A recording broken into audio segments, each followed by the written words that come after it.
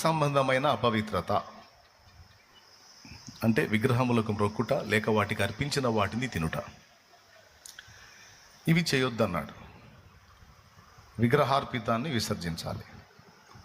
రెండవది జారత్వమును విసర్జించాలి. జారత్వం అంటే తెలుసా? వ్యభిచారము, జారత్వం. వ్యభిచారము అంటే మీకు తెలుసు, దాని గురించి నేనేం చెప్పాల్సిన అవసరంలా. భార్యనుగాక పరస్త్రీని సమీపించుట వ్యభిచారము, భర్తనుగాక పరపురుషుని ఆశించుట వ్యభిచారము. అయితే జారత్వానికి ఇంకొక అర్థం కూడా ఉంది. జారత్వానికి 3 అర్థాలు చెప్పుకోవచ్చు. ఒకటి వ్యభిచారము అని, రెండవది వివాహమునకు ముందే లైంగిక సంబంధాలు కలిగి ఉండుట అని, మూడవది వావి వరస క్రమం కూడా లేకుండా అక్రమంగా ప్రవర్తించుట. ఇది జారత్వము. ఇంకా దాని గురించి నేనే వర్ణించి ఎక్కువసేపు చెప్పాల్సిన అవసరం లేదు. చెప్పమంటే ఇంకోసారి చెప్తా. జారత్వమునకు 3 అర్థాలు చెప్పుకోవచ్చు. ఒకటి వ్యభిచారము, రెండవది వివాహమునకు ముందే లైంగిక సంబంధములు కలిగి ఉండుట, మూడవది వావి వరస క్రమాలు కూడా పాటించకుండా విచ్చలవిడిగా జంతు సంబంధంగా పాపం చేయుట. ఇది జారత్వం. కాబట్టి విగ్రహ సంబంధమైన అపవిత్రతను విసర్జించాలి, జారత్వాన్ని విసర్జించాలి. రక్తమును తినకూడదు. రక్తమును తినకూడదు. ఇది మూడవది. పాత నిబంధనలో ఉంది, క్రొత్త నిబంధనలో కూడా ఉంది. ఒక పొట్టేల్ని కోసేవాడు రక్తం పడతాడు, ఆ రక్తాన్ని కూడా అమ్ముతాడు. 30 కేజీలు పొట్టేల్ని కోస్తే 30 కేజీలు 30 కుప్పలు వేస్తే 30 కుప్పలు 30 మంది తీసుకెళ్తారు. వాళ్ళకి పాపం లేదు. కానీ ఒకడు రక్తం తీసుకెళ్ళి కొత్తిమీర కరివేపాకు వేసుకొని బాగా వేయించుకొని తింటారు రక్తాన్ని. ఐడియా ఉందిగా? రక్తం తింటారు. ఎంతమందికి తెలుసు? తెలిస్తే చేతులు ఎత్తండి. అది కొత్తిమీర కరివేపాకు వేసుకొని తింటారు. 30 కేజీల పొట్టేలకి 30 కుప్పలు తీసుకెళ్ళిందో 30 మందికి పాపం లేదు. కానీ రక్తమును ఎవడైతే తీసుకెళ్ళి వండుకు తిన్నాడో వాని లెక్క అడుగుతానన్నాడు. దాని ప్రాణము రక్తములో ఉంటుంది గనక రక్తము తిన్నవాడు ఆ ప్రాణిని తిన్నట్టు గనక వాడిని అడుగుతాను నేను లెక్క అన్నాడు. మరి రక్తాన్ని ఏం చేయాలంటే రక్తమును నేలను ఓడ్చాలి, మట్టితో కప్పేయాలి. ఎందుకంటే ఆ ప్రాణి నేల నుండి తీయబడింది కనుక తిరిగి ఆ ప్రాణాన్ని నేలలో కలుపుతున్నట్టు. అలా రక్తమును నేల నోడ్చిన వాడికి పాపం ఉండదు. అర్థమైందా? కాబట్టి 3: ఒకటి విగ్రహ సంబంధమైన అపవిత్రత, రెండవది జారత్వం, మూడవది రక్తం, నాలుగవది గొంతు పిసికి చంపిన దాన్ని. కొన్ని దేశాల్లో కొన్ని ప్రదేశాల్లో కొంతమంది ఏం చేస్తారంటే గొంతు కోయరు. గొంతు కోస్తే బ్లడ్ బయటకు వచ్చింది. బ్లడ్ బయటికి పోయిందంటే టేస్ట్ ఉండదు మాంసంలో, అందుకని గొంతు విసిగి చంపుతారు. అప్పుడు బ్లడ్ బాడీలోనే ఉంటుంది. అర్థమైందా? అప్పుడు మాంసం కోసినప్పుడు బ్లడ్ మాంసం మిక్స్ అయ్యి వచ్చి ఒక డిఫరెంట్ టేస్ట్ వచ్చింది. అందుకని కొన్ని ప్రదేశాల్లో గొంతు విసిగి చంపుతారు. సో అప్పుడు కూడా బ్లడ్ దానిలో ఉంటుంది కనుక అప్పుడు అది తిన్న వాళ్ళందరికీ వర్తించింది. కాబట్టి 4 విసర్జించాలి. విగ్రహ సంబంధమైన అపవిత్రత, జారత్వము, రక్తము, గొంతు పిసికి చంపిన దాన్ని తినకూడదు.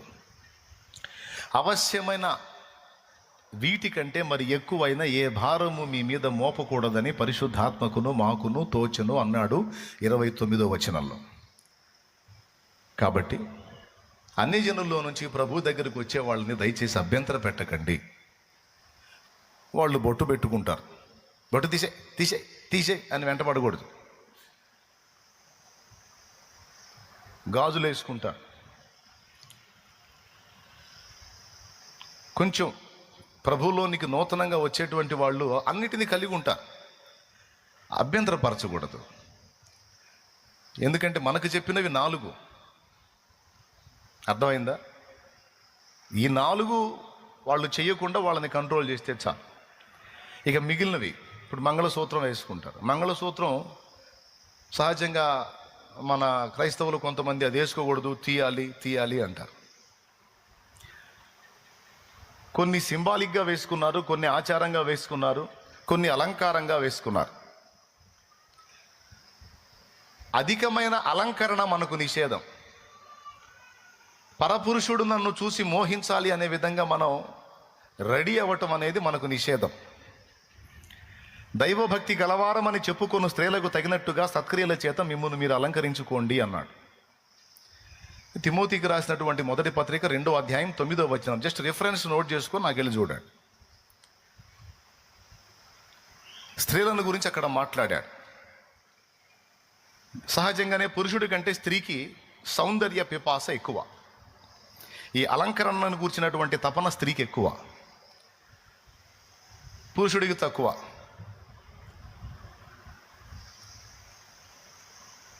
కానీ స్త్రీకి ఈ రందు ఉంటుంది. అయితే ఇక్కడ దేవుని వాక్యం చెప్తుంది ఏంటంటే, ఒక పురుషుడు మోహంలో పడేదానికి నువ్వు అవకాశం ఇవ్వద్దు. నీ దేహం అంతటిని కప్పుకో, అర్ధనగ్నంగా కనపడొద్దు, ఆకర్షణీయంగా కనపడి అవతల వాళ్ళని అట్రాక్ట్ చేయాలని అనుకోవద్దు. అది దేవభక్తులకు సరిపోయిన విషయం కాదు. అర్థమైందా? ఒక పురుషునికి ఒక్కతే భార్య, ఒక స్త్రీకి ఒక్కడే భర్త.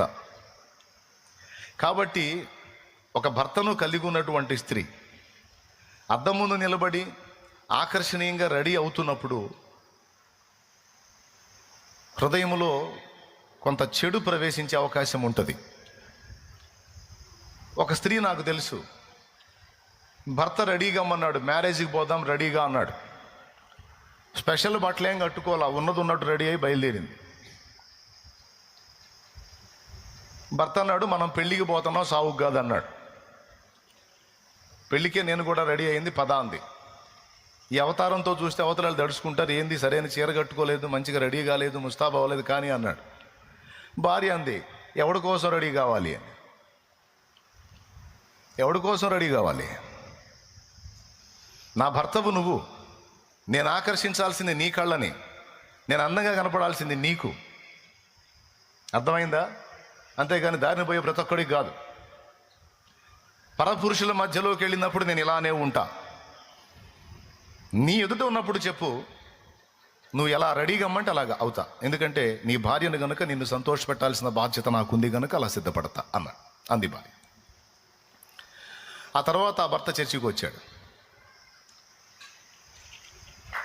నెక్స్ట్ సండే చర్చికి వచ్చాడు.